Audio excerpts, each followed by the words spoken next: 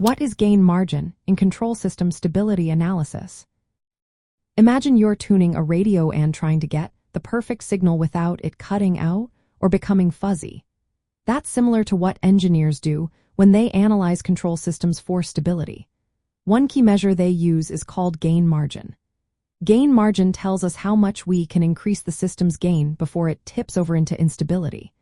It's like knowing how loud you can turn up the volume without causing the music to distort or cut out.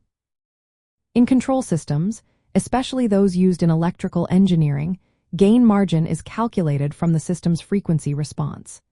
Engineers often use tools like Bode plots or Nyquist plots to visualize this. These plots show how the system responds at different frequencies. The critical point is when the phase shift reaches -180 degrees, which means the system's feedback is in a kind of balancing act. At this frequency, the gain margin indicates how much the gain can be increased before the system becomes unstable.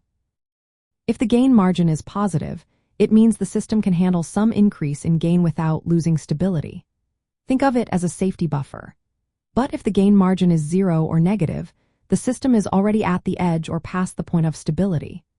The larger the gain margin, the more robust the system is against changes or uncertainties in components. This is especially important in designing controllers for systems like motors, amplifiers, or even aerospace control systems. Gain margin works closely with phase margin, which measures how much phase shift can be added before instability occurs.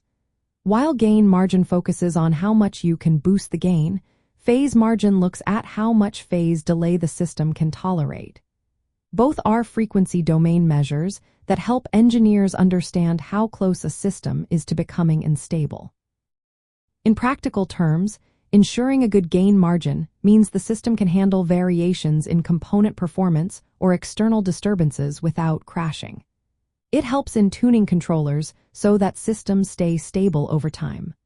For example, when designing an amplifier, engineers want enough gain margin to prevent oscillations if the components change slightly or if external noise affects the system. To sum it up, gain margin is a fundamental way to measure how much you can increase the gain in a control system before it becomes unstable.